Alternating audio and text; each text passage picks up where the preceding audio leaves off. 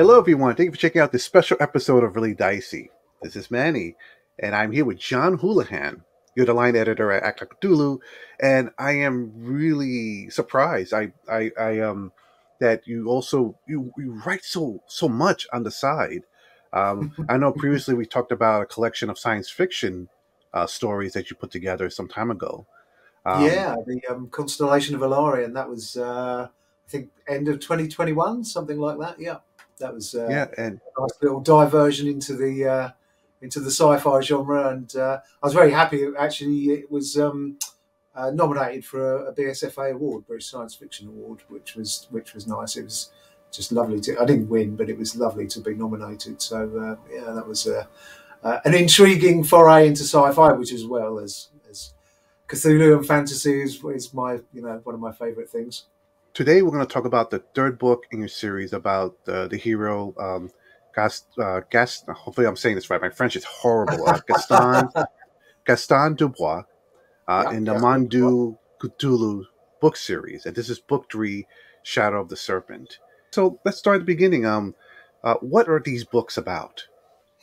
Yeah, so Mon Dieu Cthulhu was a kind of it was my idea for a setting. Having worked in Acton Cthulhu for a long time, I really love the World War II setting of that genre, but the Napoleonic age is one of my favourite periods in history as well, and so it was kind of a little bit of a natural progression to think, well, what was happening, with the sort of forces of the mythos and mystery during the Napoleonic age, which was, as I say, one of my favourite ones of all time. So, having written a book about World War II, Trailberg Monstrosities kicked that sort of fictional line off.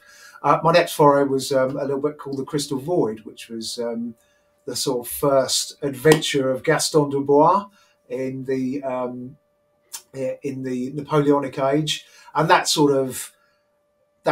he's just an ordinary soldier. He's a hussar, so he's kind of quite dashing and gallant.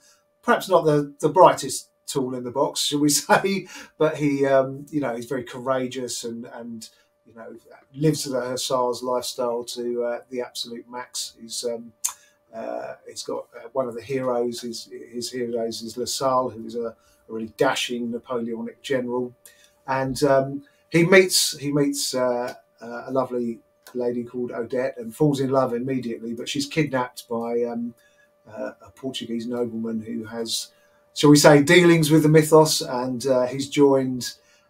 He has to go and try and rescue her, and he's joined by one of my other heroes from the Trailborg Monstrosities, Major Seraph, and the pair combine to kind of try and rescue his fiancée, and also for the dastardly machinations of this Portuguese nobleman. It's quite a short book, but it sort of got the creative juices flowing, and it got me into this world. And I thought, and I think the other thing as well to say, because it was just such fun to write.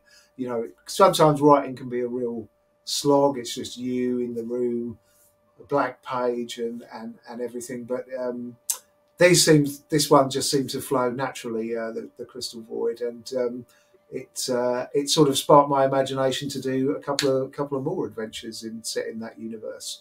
So I guess the appeal really of like the age is it's got like glory and honor. There's kind of like epic set piece battles, amazing uniforms. It's quite a romantic period in a lot of ways, and it just really kind of captured that. I hope this will capture that sort of spirit of the age, combined with some kind of supernatural adventures as well. Mm. And it's a very interesting time in history too. It's almost like, I mean, I don't know, I'm not aware at the moment what's going on in the eastern part of the world, but I know Europe and the Americas was all in turmoil. With Yeah, the American Revolution just ended, and the government was trying to form itself, and then Europe was just wars and wars, with France trying to take over most of Europe. yeah, Um, that's right. Under the Emperor Napoleon, yeah. So, if I may ask, so you've could have like written about anything, and I'm curious why did you choose this setting? What is it about this setting that really appeals to you? Like, oh, I want to write and explore this world. Yeah, well, I'm quite. I think as we've sort of when we talked in the past, I've confessed to being quite this, a historical student, and I think the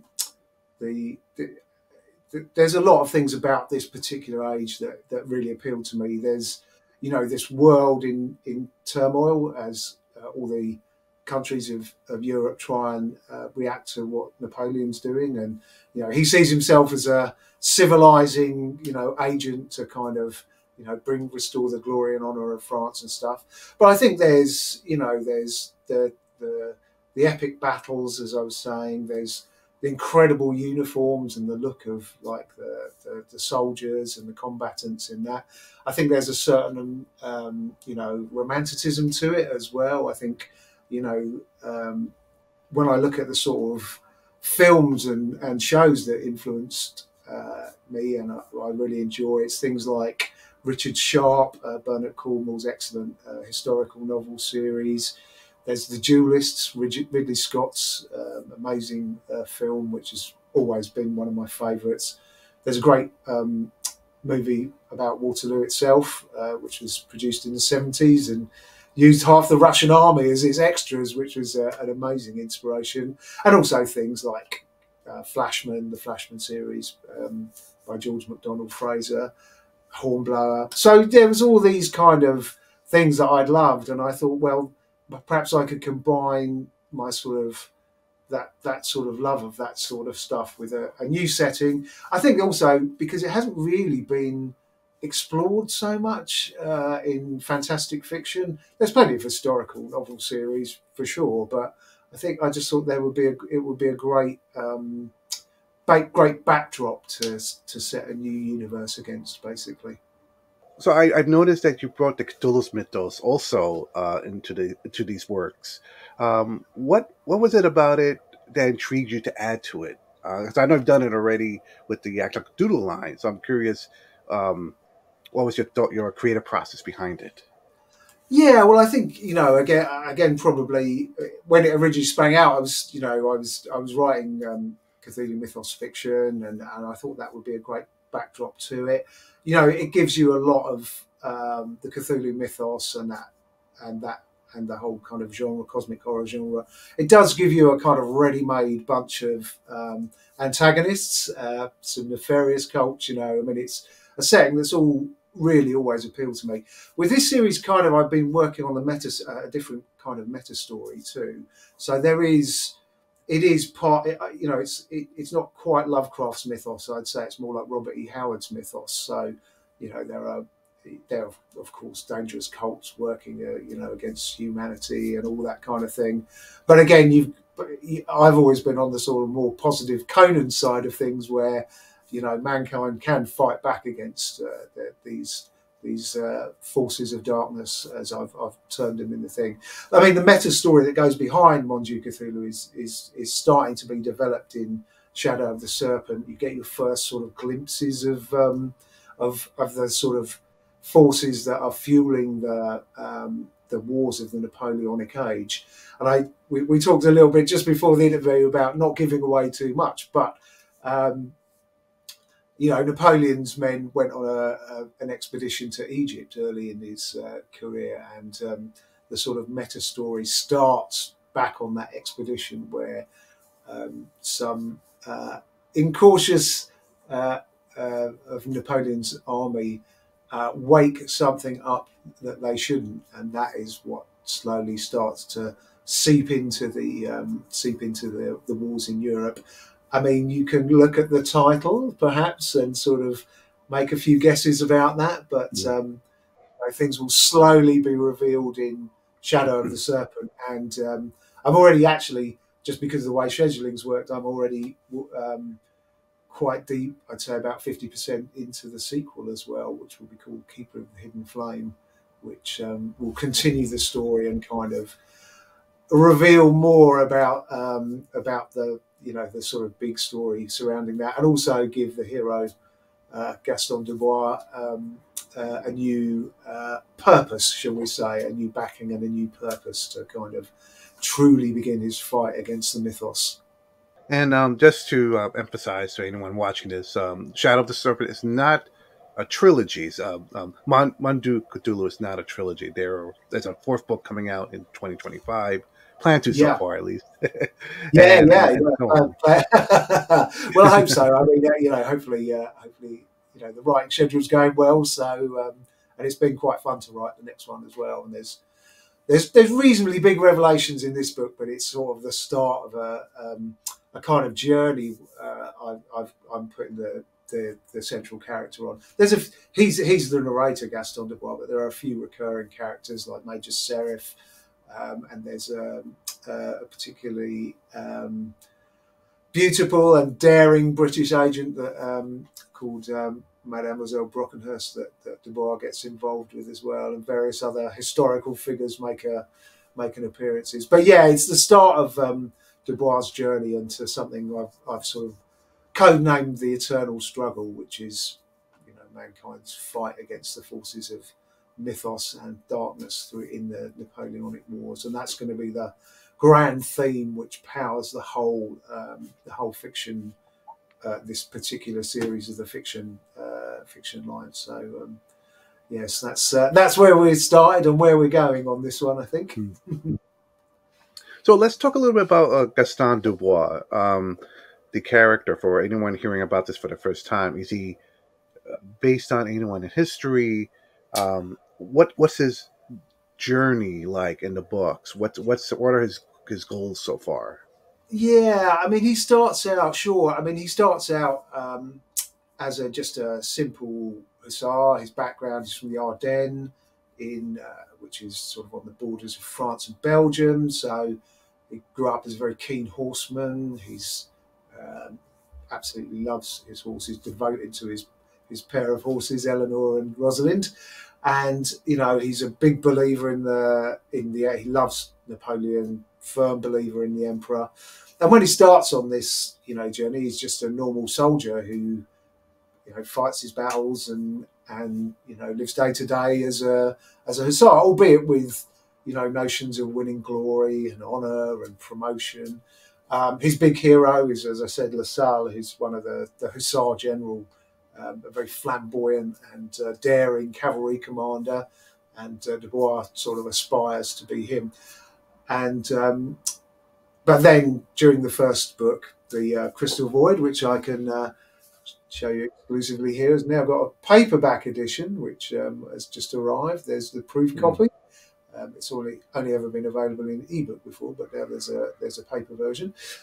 So when his eyes are open to that, he suddenly thinks, he suddenly realizes that there's more to life and than he thought in his sort of simple soldier's life.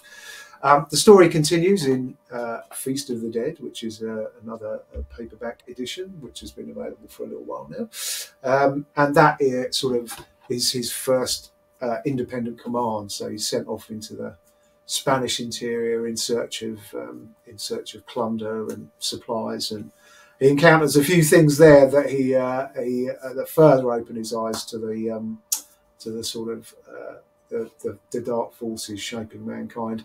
And then, as we were talking about in Shadow of the Serpent, he is. Whoops, I'll tilt it that way. He's more. He's well, without wanting to give too much away, he begins the book in disgrace and is banished from his beloved hussars to take command of a ragtag group of dragoons, which previously he's been very snobby about and said, dragoons are like, they're not one thing or the other. They're not cavalry or infantry. Who knows what they are? But he's given command of these guys, and he has to kind of work his way, work out how to train them, bring them under command, turn them into an effective fighting force, all the while as the sort of forces gather around him. I'm trying to tread a very fine line here with telling a few things without giving too much away. But yes, suffice to say, by the end of this book, he's kind of put on a path that will take him into that journey towards becoming more formal champion of mankind against these forces that are gathered and conspiring against it. Mm. Would you call these novels horror novels, adventure novels? What's the tone like exactly?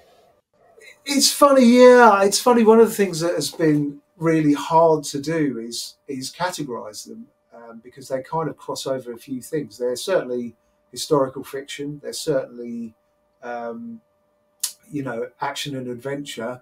They've got some horror elements. They've got some romance elements, which is a sort of new thing for me.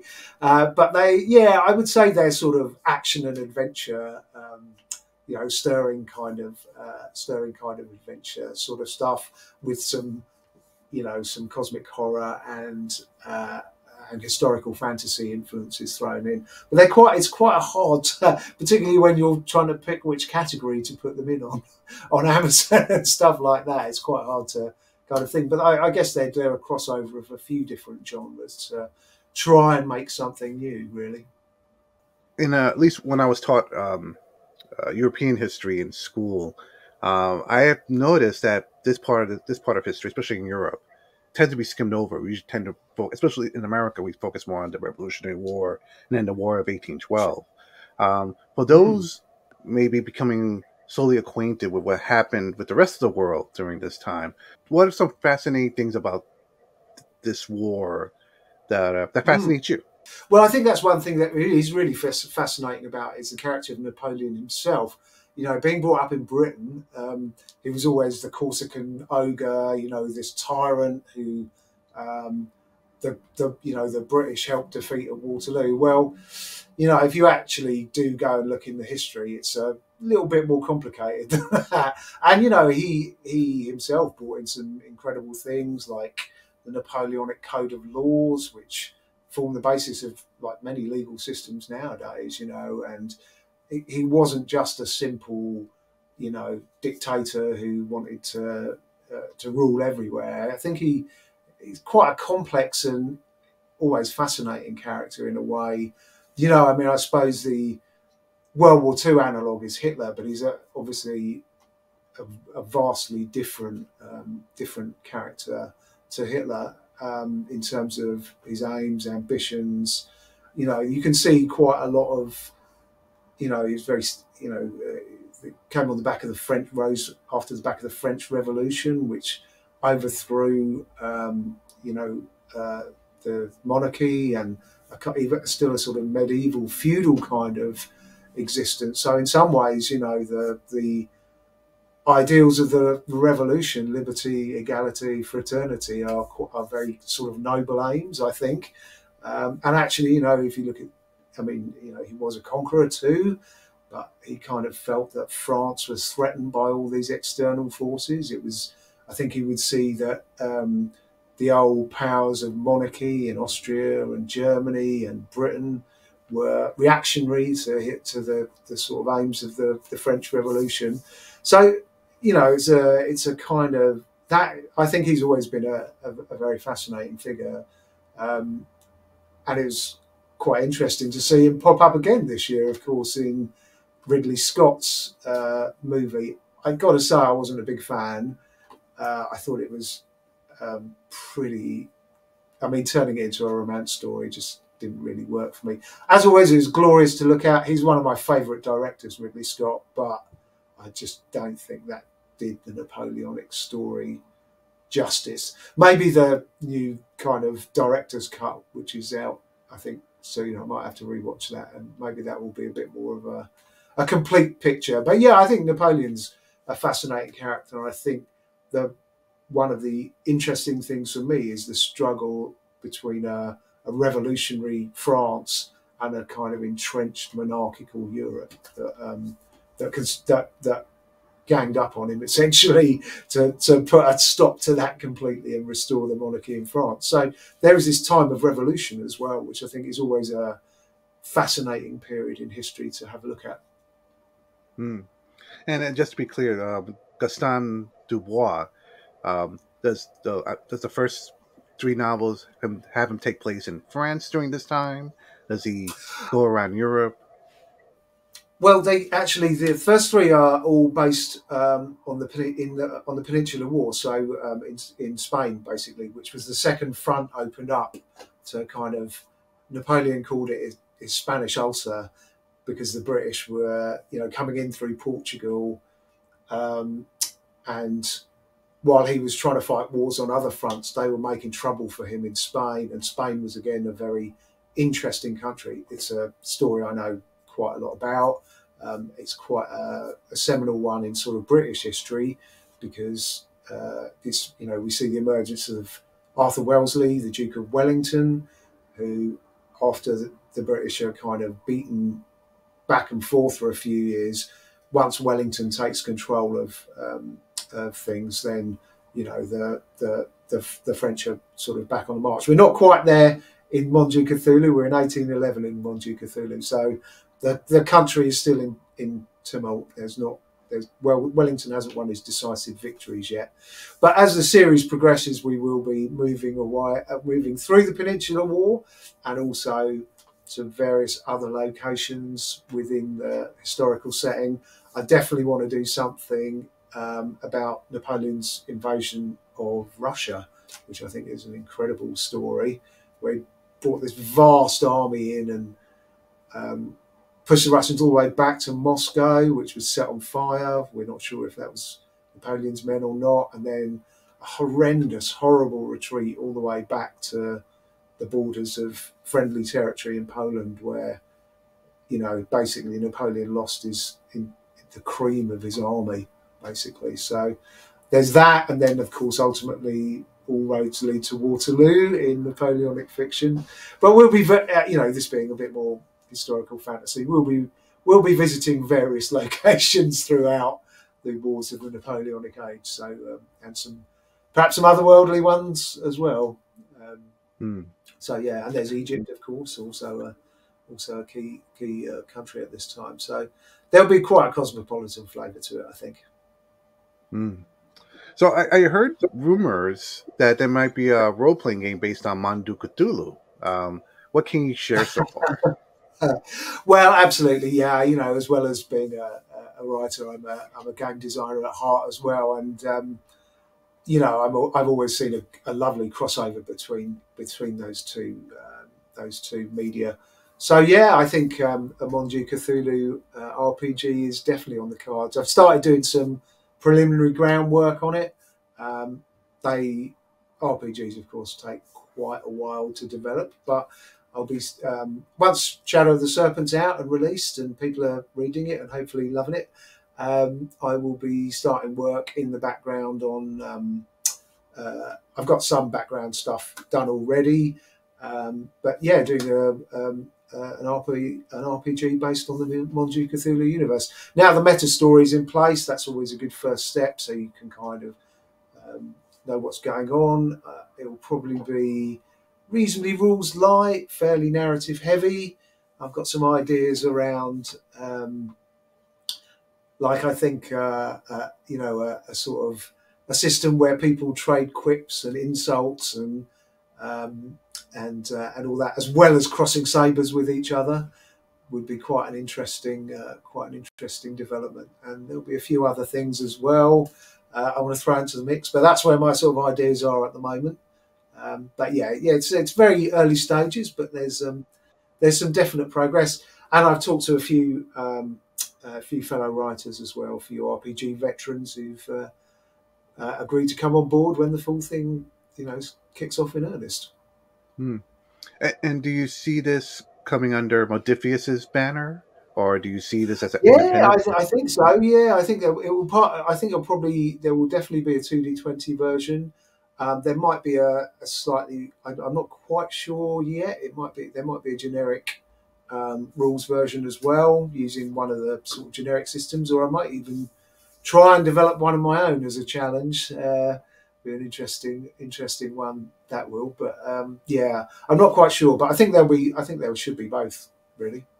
So currently, you could get these three books: Shadow of the Serpent, which comes out this year, Feast of the Dead, and Crystal Void. You could get that at Drive to RPG. Yeah, there are versions on Drive-Thru RPG. There'll be print versions there. There'll be versions on Amazon, print and ebook, which you can get, and you'll also be able to get signed copies off my personal website, john-houlihan.net. So head on over there, and I'll be more than happy to sort you out. There'll be a few competitions and signed copies and things like that too. So if you fancy getting hold of them, they will be available. There you are. There's all three. Go check out the newsletter to get involved. But yeah, I'll be launching it at the Innsmouth Literary Festival in the UK on 27th of September, and then the pre-order's available now, but the book fully launches on October the 3rd. Is the sort of big D-Day for that version. So yeah, I hope some of you viewers will be intrigued and try and pick a few copies up. Is there anything about Shadow of the Serpent or any of the other books that you wanted to share that I haven't asked you about? No, I think we've covered pretty much everything there is to say. I think we've covered most of the basics. I can't, as I say, it's always a balance trying not to give too much away while intriguing and making people interested in it. But hopefully they've got enough info. Your viewers have got enough info, and if not, just tap me up on Twitter or on my website, and I'll be happy to answer questions. So viewers, again, I will put links of all this in the description below so you can pick up your copies of these books. John, thank you for taking the time to talk to us about your works. Again, always a pleasure to talk to you, especially about history. To our viewers, thank you for watching. Stay safe out there. We'll see you next time. Fantastic. Always a pleasure, Maddie.